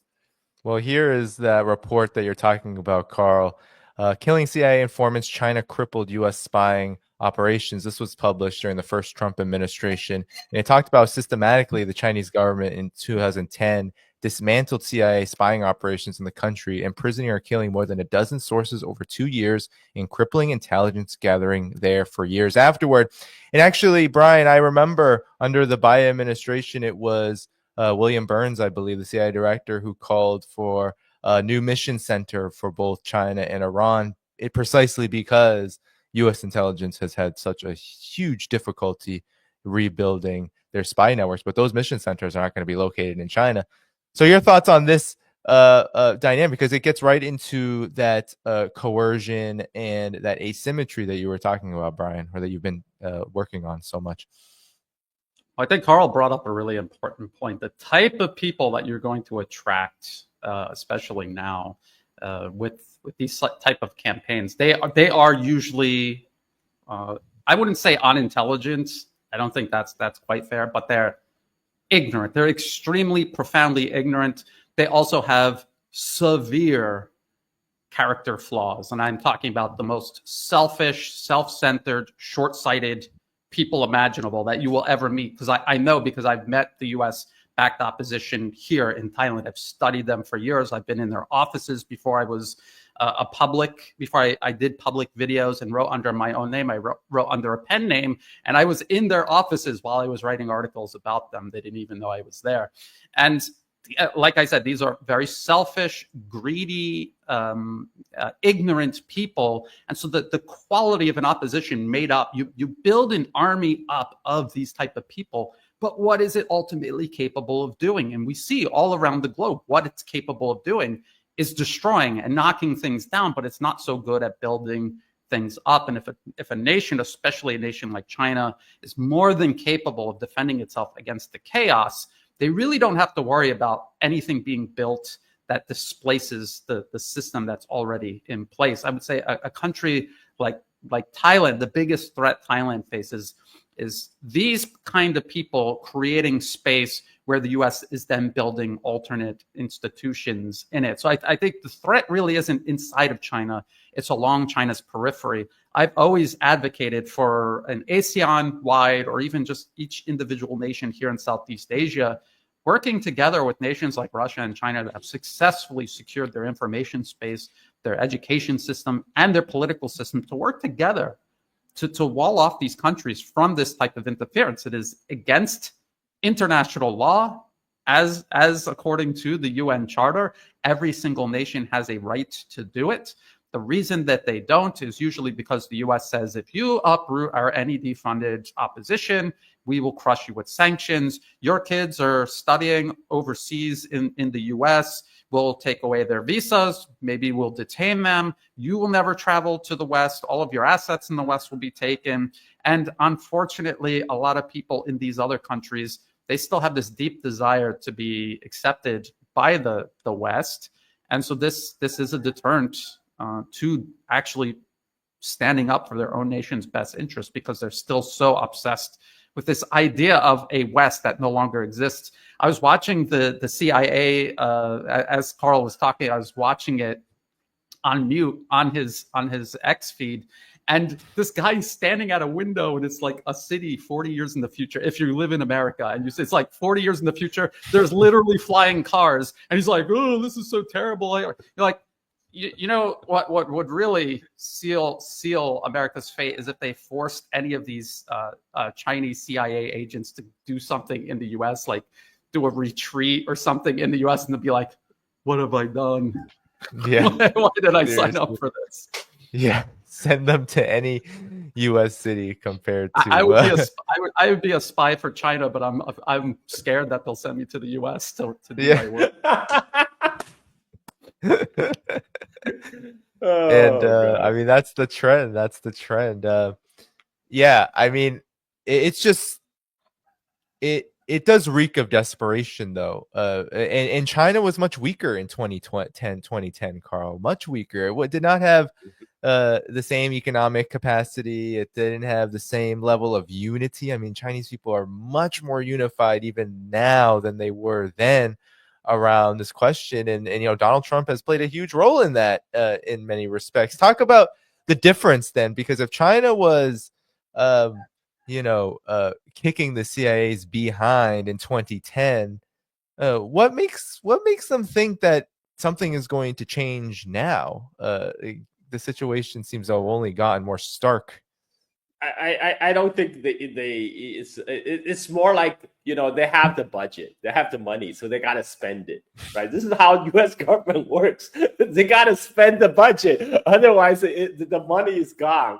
So it goes into fund projects like this, and I'm sure they will continue to infiltrate. I mean, like Brian says, you know, a lot of time, you know, those kind of video only works on very ignorant people, particularly the people who are ignorant of the true condition inside United States. You know, a lot of time I raise about China, US, people are saying, "Oh, but why are these still Chinese people trying to sneak across the border, you know, from Mexico, etc." Well, let me tell you, you know, on Chinese social media, there were actually a lot of videos that were, you know, talking about United States as some kind of utopia. You would not believe the kind of stuff they say on the Chinese social media. You know, there's like, this is a real propaganda, you know, on Chinese social media. They say, you know, the U.S. has excellent social welfare network. You know, your basically, if your children can, you know, go to school without paying tuition. You have full healthcare benefit, and if you go to U.S., you know, one person can work and comfortably support a family of 3 and 4 people, and with a big house. I mean, this is fantasy for anybody who actually live in the United States. No, this is completely fantasy. But for Chinese people who maybe have never had overseas exposures, you know, they may believe that. They may really thought the United States is a place where the streets are paved with gold, right? Compared to China. And I saw so many interviews of people who, you know, those Chinese people who have snuck across the Mexican border to come to United States in the recent years, and they said, we got fooled. We got fooled by those social media videos we saw on WeChat, on Douyin, and you know, United States is completely different from what I expected. But now I'm stuck here, you know, because and again, so I think for most of this is why I actually encourage, you know, Chinese people, including many of them who may be dissatisfied with China or Chinese government, to go out, go to U.S., you know, to even if you have to climb over the walls in the Mexican border to see what U.S. is really like. Then you have a compare and contrast. But you know, for me, it's just kind of laughable to see these CIA video kind of they prey on ignorance, and you know, they're not exactly getting the best quality human capitals that's going to work for them. And this is probably why their network got rooted out in the 2012 in the first place, and they're obviously not going to succeed. Yeah, and Brian, maybe you could comment on what I said earlier about the Trump administration. Many people believe that the deep state was going to be dead, that it was going to be broken up, that this was going to end. But then you had John Ratcliffe in announcing this effort, or in this announcement of this effort to recruit Chinese nationals to essentially become turncoats for the U.S. empire. He was quoted to Congress saying that China is the biggest challenge to the national security of the United States, and this is why the CIA has to be stronger, and it has to refocus on China. So comment on this, because I think many people are missing this as, especially the Ukraine conflict. You have Waltz, you have the shuffle in the Trump administration, all of this going on, but not a lot of attention to how the United States is really trying. Whether it succeeds or not, I think the jury is out on whether it will succeed at all, but it is trying, and it will have an effect. It is trying to reorient toward China, including the deep state. Well, what is the deep state? The deep state are these deeply entrenched corporate financier monopolies on Wall Street, and for decades and decades they have controlled Washington. And their biggest obsession is not just global domination in general, obviously, but specifically stopping the rise of China. This has been their obsession for generations. The U.S. was part of the century of humiliation, if people remember back to that time. And since then, the U.S. has maintained a military presence all across Asia Pacific, attempted to work its way in, tried to reimpose European colonization in places like Vietnam, Laos, Cambodia. They never succeeded in colonizing Thailand, but that was something that they have constantly tried to do, and to this day are still doing. So that is the goal of the deep state. And if the Trump administration comes along and they say that is our goal, that it's obvious he wasn't ever intending on uprooting the deep state. And this is so obvious because he was already president for 4 years. And for all 4 years, he didn't drain the swamp of the deep state. He dredged it out so he could fit bigger swamp monsters in the swamp. So I don't understand how anyone is falling for this again. Do people remember when he was picking his cabinet this time? And I was warning people that they're all going to be neocons, warmongers, and deep state facilitators. And then when the name Marco Rubio was floating around, people were like, "That's not true. That's fake news. This is to just make the Trump administration fall apart before it even comes together." And then it literally was Marco Rubio, and then a whole string, just like you just named, Danny, all of these neocons and deep state facilitators. Scott Besson, we've been talking about him this entire conversation. He was literally a partner at George Soros's fund. So he's the deep state that we're fighting against, and we pull like one of the most senior members of that organization into the administration. And then they just had Michael Anton. They signed him up for talks with Iran. The postponed talks, meanwhile, who knows if those are ever going to come back after Hegseth's drunken message. And the sanctions are literally what Iran is negotiating over. So now that Trump is saying there's going to be secondary sanctions on, that means there's no sanctions talk. There's going to be no sanctions relief, because secondary sanctions literally mean that the sanctions are getting more severe. So those have been postponed. Anyway, continue, Brian. But I just wanted to... Yes. Well, why is Iran not impressed by these negotiations? Because you have someone like Michael Anton, who helped the Bush Jr. administration lie about weapons of mass destruction in Iraq, which has led to the permanent occupation of Iraq right on Iran's border. And where was his before he got involved in politics? He was in BlackRock.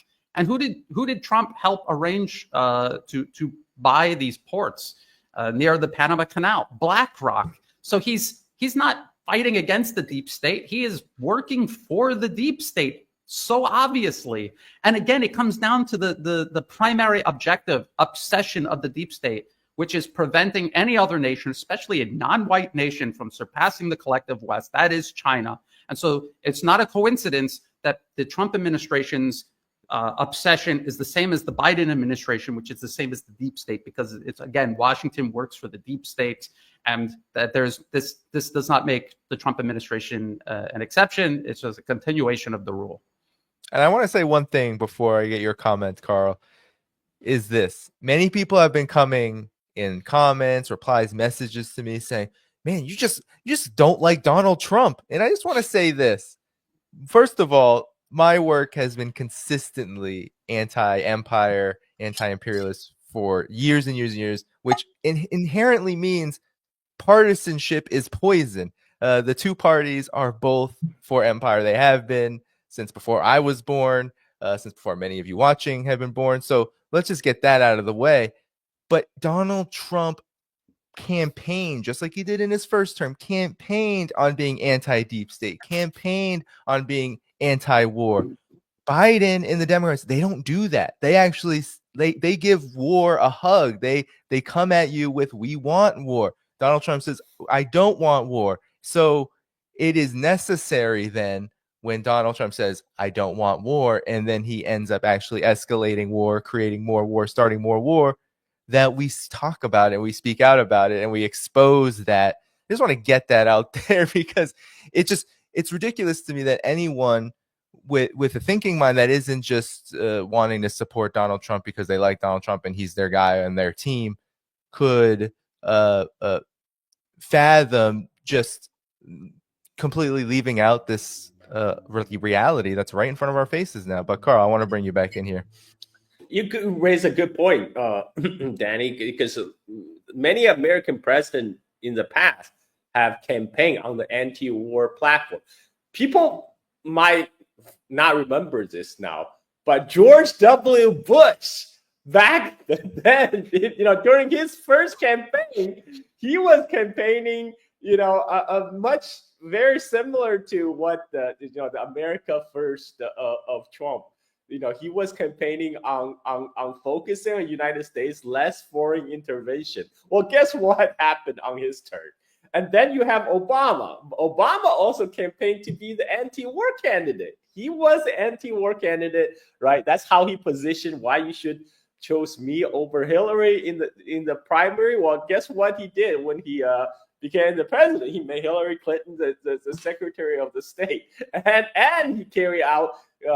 He just made the war more covert and more proxy war. He did the whole Libya thing, the Syria thing, and he also initiated the U.S. intervention in the Yemen civil war, which went back to 2014, and so that was when U.S. first started to directly involving a proxy war in Yemen. More than 10 years ago under Obama, and Trump, and also Trump also campaigned on anti-imperialism, anti-war, because he knew that would get him votes. He ride on the popular discontent with the Biden administration's interventionist policy, and of course, once he's in power, he does exactly the same. He's escalate just in the different places, right? And I'm surprised why anybody would expect this will be any different. And I have always said, U.S. government is of the oligarchs, by the oligarchs, for the oligarchs. When you're when you go to election, you're just electing a different set of the oligarchs, right? Right now, with the Trump administration, we have the finance bro and the tech bro from Silicon Valley are fully entrenched in power. All these venture capitalists from I wouldn't even call them tech bros, because a lot of them are they're just venture capitalists. They're just the ones who provide the funds for the tech startup. So it's a just different set of the elites that's running the show now, and they're still part of the 1%. They're just a different group, a revolving door of a different group of people, and like Brian pointed out, Scott Bison. A lot of these Trump supporters like, oh yeah, we're gonna get the globalist elite, the Soros-funded globalist elite out of power. Look at Scott Bison, the Treasury Secretary. He literally works for he was the lieutenant of George Soros, the Soros Fund. And I think, one of the, obsession Bison actually have with China is back in 1990. So Bison is the one who, many people might know this or may not. The George Soros, they were behind attack on the pound sterling that broke the Bank of England, right? So that was Scott Bison was known for. But so they tried to do the same in 1997 during the Asian financial crisis by attacking Hong Kong dollar. They also attack other Asian currencies, but they went after the Hong Kong dollar in a big way. And this was just after the Chinese handover. So the Chinese government came in and said, you know what? We are the new landlord of Hong Kong, and we're not going to allow you to do that. So they defended the Hong Kong dollar, and George Soros Fund lost shit tons of money over that trade. And I don't think they ever forgave China for that. And so this is like this is a personal grudge people like Scott Bison have toward China. Now they get an opportunity to play the country as he would play a hedge fund, right? Which, just betting all over. Instead of playing with the money of the retirees, the teacher and doctors, now he's playing with the fortune of all 336 million Americans. Great stuff. Well, quickly, I just want to pull up a few audience questions before we head out of here. Here is one, a light question. Is the Democratic West all led by anger management deficient proto-humans who lust for power and wealth at all costs? Yet we can recall World War I, where the rulers went insane. I guess, Brian, I'll let you take that. You're muted. Hold on. You're still muted. I'm sorry. I muted myself and then I forgot to unmute. So anyway, yes, no, essentially, yes, that's what it is. These are people who, yes, they're greedy, they're selfish. In many ways, they're short-sighted, even though they do devise policy that spans many years. A lot of people think that it goes the U.S. plans by election cycle. Not really, because if the deep state is running things and they're working through these think tanks, then it's the policy papers and the think tanks actually driving policy, not these elected representatives, if you even want to call them that. And that's why a policy paper like the 2009 Which Path to Persia from the Brookings Institution, if you read it then, it reads as if it was written yesterday. It still applies because that is the playbook that they're using. The other problem that they have is that they are utterly convinced that they are superior. If you were born or raised in the West, I'm sure both of you have experience with this. Well, let's just be honest. There's a lot of white Americans out there who think the white people in general, white Christians, are superior. They have the ultimate pinnacle of human civilization, and they're not just able to rule over the rest of the world. They are ordained to do so. And this is something that goes all the way back to the British Empire, this idea that has infected minds for centuries and centuries. It was part of manifest destiny. This was specifically an American ideology, and it persists to this day. They honestly believe, and you'll read the policy papers, they're talking about how all of America's shipbuilding facilities could fit inside the dark corner in just one of many shipyards. And yet still, the ultimate conclusion that they make is, we're America, we can innovate our way out of this, and we could get back on top. And China doesn't matter that they have 5 times more people, a huge industrial base, millions more STEM graduates every single year. Doesn't matter. We're superior. And we can do it. This is their mindset. And so to answer the question, yes, it actually goes much deeper, and it's darker than even that. If you talk to the people who are brainwashed and a product of like the runoff of this from top to bottom, you can see how deeply rooted it is. And it doesn't matter what you show a lot of brainwashed Americans regarding the current state of China. They're still convinced that it doesn't matter. I don't care what the truth is. China cannot be allowed to rise above us. Yeah, and I want to let me just pull up this question, Carl. You can definitely answer that one too. But have you all seen the Chinese TV show? I have not, about the Great Northwest, about Xi's dad and the Communist Revolution. What do you think? So you can answer both questions, Carl. But I just want to say this with regard to what you were saying. Brian. It's like what you're talking about is just, I think it's just the pinnacle of the problem. It hits right at the problem. It's that if you read these policy papers that you talk about, Brian, I've read a few of them, and oftentimes it has not only that ideological bent, but usually there's this aim to essentially turn all these countries into what they want, a vassal state. They want all the markets. If you read any policy paper about China, it's always about how do we get this government to stop regulating its markets so we can control the entire market. Essentially, we want to control China. That's what these American policy papers, these think tanks, they're always talking about: control China, control the whole entire country. It doesn't even work anymore. The United States has not been even good at this with smaller and weaker countries. It just destroys them, destabilizes them, chaos. Look at Libya. There's no controlling that market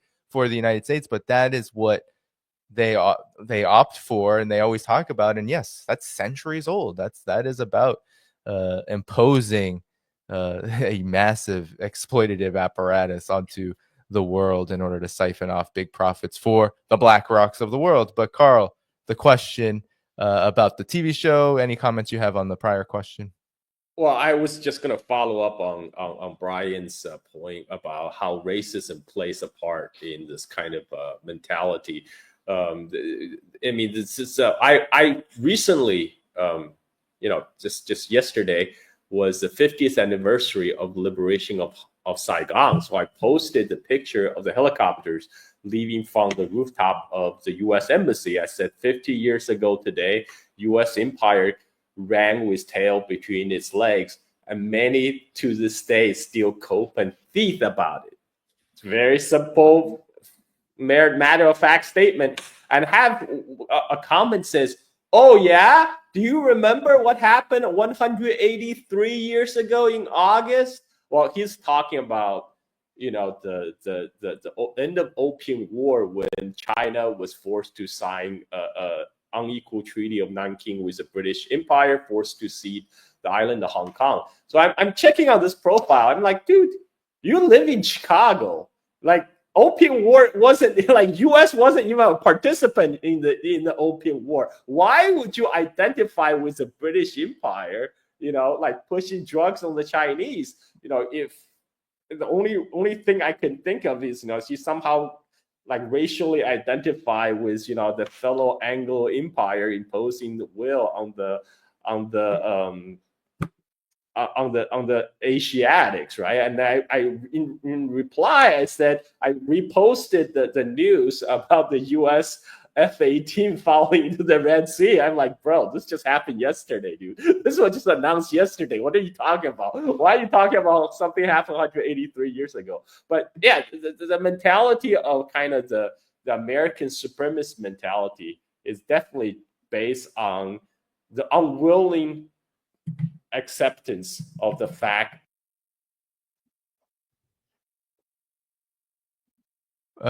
Carl, did you mute yourself?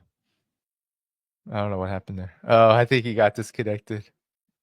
I can't hear you. Can't hear you. Your mic must be disconnected. Can you hear me now? Yes. You pulled the plug on yourself. I did. I got too excited to animate it. I touched my mic and I disconnected myself. I mean, but I think it just goes to show that a lot of this animosity toward China is really ultimately derived from kind of the feeling of impotence at the declining of the U.S. empire itself, but also the unwillingness to accept that China, a non-white, non-Western nation, now is rising to the top. Yes, indeed. Well, I want to thank you both for joining me this evening. We will head out together. I want to just point to everyone. I want to thank everyone. Peng Yo, that's Peng Yo, friend, and everyone else who gave a super chat, who became a member, like Tom. Thanks so much. I didn't get to every single question, but I want to say we appreciate all of you. You can go to the video description. Well, first, as we leave, hit the like button if you have not yet. That helps keep boosting the stream and YouTube's algorithm after we're gone here. go to the video description. You can find Carl and Brian's YouTube channels, the new Atlas and Carl's channel under his own name. So definitely subscribe to them there. And of course, do support. I'm actually heading off this month to China. There will be a little bit of break from live streams soon. So please do support this channel. Become a subscriber on Patreon, Substack, and all the ways you can support the channel in the video description. And I'll be sure to get some good content from there out to you. And I'll be sure to announce the exact date closer to the time. I'm not going to preview that under these conditions yet. So with all of that said, everybody, gentlemen, any last words before we head out of here? Brian, we need to do a show together about China, Southeast Asia, my trip to Bangkok. You know, we got to talk all that. Now you're muted, Brian. You just... Let's yeah, it's keep late. doing it. We're getting And it's early here. I'm not a morning. It's early. person. It's late. Yeah. Yes, we should do that. And thank you, Danny, for inviting me. And it's always great to have a conversation with Carl. I really appreciate it. One last thing, though, I just want to point out: we're not just dunking on the United States. I believe the United States could, if it could just have some humility and play a proportionate role in and among the other nations of the world, rather than trying to dominate and impose itself upon them. It could enjoy all of the things that we here have in Asia. We have all of these things in Asia. We have affordable housing. Everything is so cheap. Chinese manufacturing, it's almost like they're giving it away for free. Healthcare, housing, transportation, everything. Thailand is going to have a high-speed rail line before the U.S. ever has a high-speed rail line. America doesn't have to suffer like this. All they have to do is get past this supremacist mentality, have some humility, work together with the rest of the world rather than trying to dominate it. And it could happen.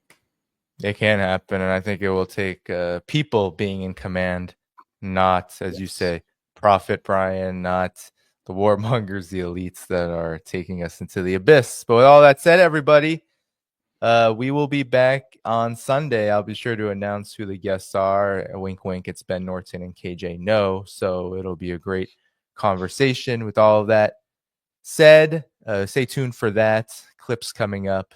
Good night. Go to the video description, hit that like button, and we'll see you all again soon. Bye-bye.